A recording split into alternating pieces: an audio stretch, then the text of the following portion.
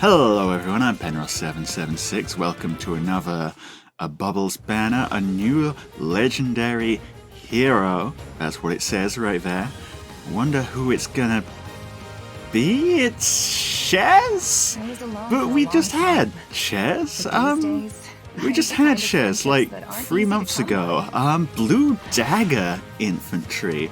Interesting. And a fire legendary as well. Shez? Yeah, it's like 2 or 3 months since the last Shez we had. Did we really need another Shez quite this soon? I guess this does show how they are kind of running out of legendary units to add, I guess. Wonder what they're going to do when they finally go, yeah, that's it. We don't have any more legendaries to add. Well, I guess that's a question for the future, huh? Because currently we're looking at Shez.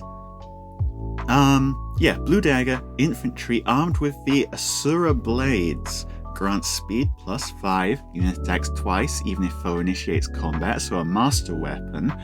Neutralizes penalties on unit during combat. If unit speed is greater than foe's speed, grants special cooldown charge +1 to unit per attack during combat. And it's a dagger, so it gets dagger 7, which, yay, is shrunk down into a little box now. Good to see that happening, huh? Okay, so pretty simple dual phase brave weapon there, and neutralizes penalties, and if you win a speed check, you get extra special cooldown. Great. Also, yeah, speed +5 built in is neat. Since it is a true regular brave weapon, it doesn't have any sort of brave condition, it does get the might penalty that comes with that, so it is only at 8 might. Yeah, weirdly balanced for a weapon. I'm guessing they're going to fix that in something later. Special is Glimmer, so nothing special with that special. The A slot, Swift Slice. This is Shez's combat what's it in it. If unit initiates combat or if unit is within 2 spaces of an ally, grants attack speed, defense res +8 to unit during combat. Omni +8.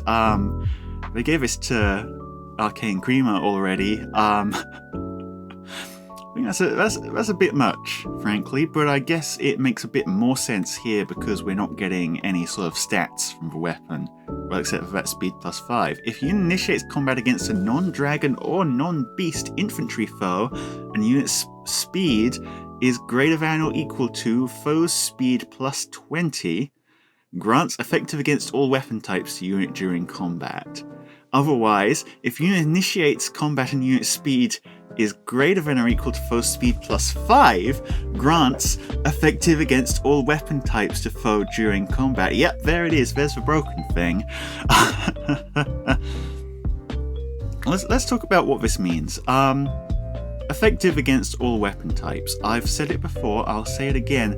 Effective damage is huge in Fae. Effective damage can more or less undo what most tanks are capable of doing. Why do I say this? Well, it's because I don't know how many of you actually know what effective damage does. Effective damage in combat calculation increases your attack stat by 50%. This is not the damage done, your attack stat. So, for instance, if you've got 60 attack, right? It's bumping you up to 90 attack. It's 30%. Not 30%, that's 30. 50% is 30. If you've got more attack, then hey, that's even more. The difference between 60 attack and 90 attack in a lot of cases against modern stats is the difference between doing no damage and doing 30 damage. That sort of big deal, right? Effective damage is huge against any sort of tank that is using just defensive stats to live.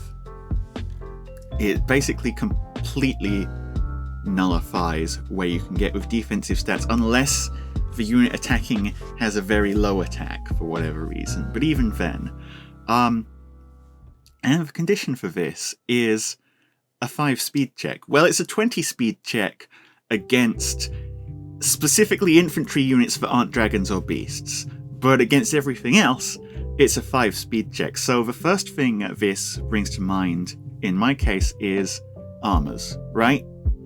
All armors are having to beat this 5 speed check, which, let's be honest, they're not beating that. We've got the Brave Weapon with +5 speed built in, by the way, and we've got the extra +8 speed from the A slot, and in the S slot you could always run Phantom Speed, or I say you could run Phantom Speed. This is an in-combat speed check, I think. I mean, it doesn't say before combat, so I'm assuming it's in combat. So you could just run an actual attack speed skill like a Form or what's it called? Blade Session, and get effective speed for your check still. So yeah, pretty funky that. This is gonna deal with most tanks, and if you're up against an infantry unit, maybe you're gonna struggle a little bit. But even then, only fast infantry units are you really going to care about for this, because, like, even though the speed check is speed +20, the speed brackets between units that are building speed and units that aren't building speed are so great that, yeah, there's a big difference between those two things. Speaking of B slot, Seal Speed 4. We've seen Seal 4s before, but this is speed -4 on foe during combat, and then an extra speed minus up to 7 to basically replicate the foe having speed debuff. You know, basically, if they have -7 speed penalty already, then it's just -4. But if they don't have that -7 penalty, it will increase the amount of speed down it inflicts until they've got effectively a -7 penalty. You got that? Also, if the foe has a penalty active on their speed, it applies guard. Great, this is a really good thing for making that speed check.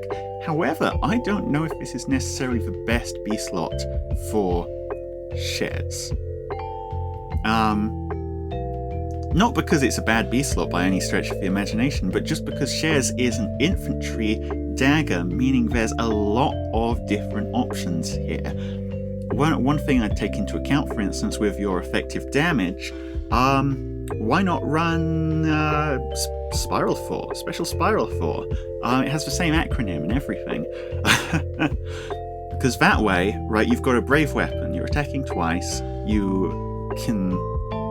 and you've got special acceleration as well. So, yeah, charge up your special and shred damage reduction, because again, you're basically ignoring or overwhelming the foe's defense already with your effective damage. Damage reduction is going to be one of the few things that can actually still wall you out. Of course, as a dagger, you could also run lethality, but you risk actually eating a counterattack that way. You would probably rather have a shorter cooldown special, charge it up on the first hit of your brave weapon, kill on the second hit.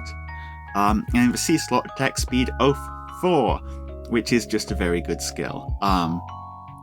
It's an attack speed +6 buff, plus an extra attack speed +3 during combat, plus the orders effect.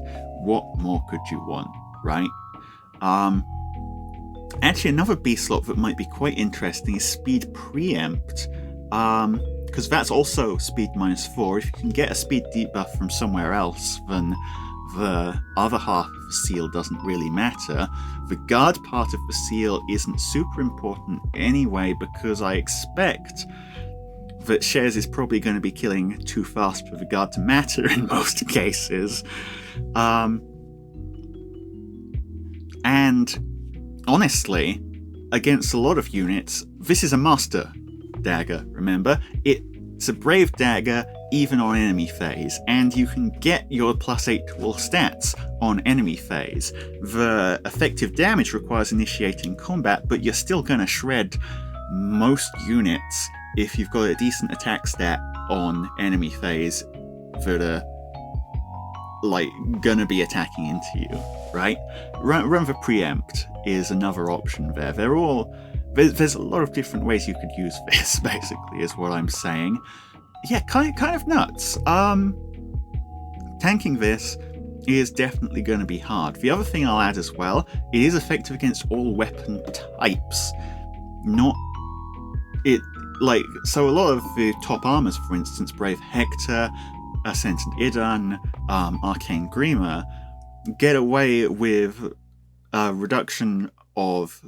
They're immune to effective damage, but they're immune to armor effective damage. They are not immune to weapon effective damage. Brave Hector's not immune to lance effectiveness from like Vashida's. And Ascendant Idun, Arcane Grima, both of them still take dragon effective damage, which is what this effect is hitting. So yeah, they are kind of in deep. Basically, this is another unit to add to your list of like a Legendary Alm, that sort of thing. Another unit that just kills most things. Is this gonna be a huge problem? Yes and no. Yes, because again, having too many units out there that kill everything is an issue. It is just frankly an issue. No, because on the other hand, this does have the same drawbacks of pretty much every ranged nuke, which is that, well, I guess unless you're running a preempt build, this is a unit that still dies, presumably. I mean, they have quite high defense and res due to just that A slot giving +8 to everything, but this is still a unit that walks up and you hit them and they die, presumably. Like, nothing you can really do to stop this. Aside from that, yeah, they should kill pretty much everything that isn't a fast infantry unit. Like, I don't know how... And fast infantry units are already in a pretty awkward spot at the moment because they're great at dueling other, like, melee units, but they really struggle against a lot of the ranged things out there that don't kind of care about speed because they just kind of nuke things down. So it kind of seems like with what IS has been giving fast infantry units, especially printing stuff like hands as well recently, they kind of want that to go back to being the metagame again, but they still haven't made quite the right tools to make it actually happen yet. There's no like hardy fighter equivalent in terms of not getting blasted by damage reduction cancelling when your entire strategy relies on damage reduction, right? And with Spiral 4 coming out as well, there's even more ways to cut through damage reduction.